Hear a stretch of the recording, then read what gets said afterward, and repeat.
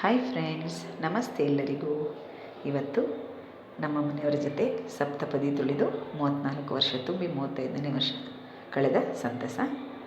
ಸುಖ ದುಃಖ ಸವಿದು ಸಾಗ್ತಾ ಇದೆ ನಮ್ಮ ಜೀವನದ ನೌಕೆ. ವೈವಾಹಿಕ ಸಂಬಂಧಗಳ ಬಗ್ಗೆ ಒಂದು 4 ಲೈನ್ ಹೇಳ್ತೀನಿ. ವೈವಾಹಿಕ ಸಂಬಂಧಗಳ ತಂತಿಗಳು ಬಹಳ ಸೂಕ್ಷ್ಮವಾಗಿರುತ್ತೆ ಮತ್ತು ಅದನ್ನು ನಿರ್ವಹಿಸುವುದು ತುಂಬ ಕಷ್ಟ. ಕೆಲವೊಮ್ಮೆ ಸಣ್ಣ ತಪ್ಪು ಕೂಡ ಸಂಬಂಧದಲ್ಲಿ ಬಿರುಕು ಉಂಟು ಮಾಡುತ್ತೆ ಮತ್ತು ಆ ಬಿರುಕು ಸಂಬಂಧಗಳ ವಿಘಟನೆಗೆ ಪ್ರಮುಖ ಕಾರಣವಾಗಿದೆ. ಅದಕ್ಕಾಗಿಯೇ ಸಂಬಂಧಗಳನ್ನು ಕಾಪಾಡಿಕೊಳ್ಳುವುದು ಸ್ವಲ್ಪ ಕಷ್ಟಕರವಾಗುತ್ತೆ. ಅನೇಕ ಜನರು ಸಂತೋಷದ ದಾಂಪತ್ಯ ಜೀವನಕ್ಕಾಗಿ ಶ್ರಮಿಸ್ತಾನೇ ಇರ್ತಾರೆ.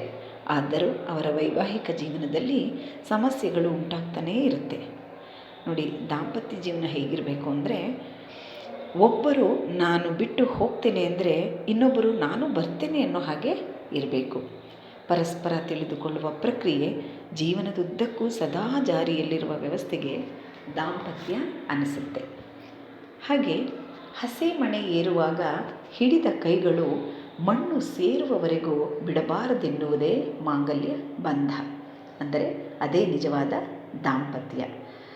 ಪತಿ ಸತಿಯ ಅತ್ಯುತ್ತಮ ಗೆಳೆಯನಾದರೆ ಅಥವಾ ಸತಿ ಪತಿಯ ಅತ್ಯುತ್ತಮ ಗೆಳತಿಯಾದರೆ ಮಾತ್ರ ದಾಂಪತ್ಯ ಜೀವನದ ನೌಕೆ ಸುಂದರವಾಗಿ ಸಾಗುತ್ತೆ. ಇದೇ ಉತ್ತಮವಾದ ದಾಂಪತ್ಯ ಅಂತ ನನ್ನ ಅನಿಸಿಕೆ. ಹೀಗೆ ನಿಮ್ಮೆಲ್ಲರ ದಾಂಪತ್ಯ ಜೀವನ ಕೂಡ ಸುಖವಾಗಿರಲಿ ಅಂತ ಹೇಳ್ಬಿಟ್ಟು ಆಶಿಸ್ತೇನೆ.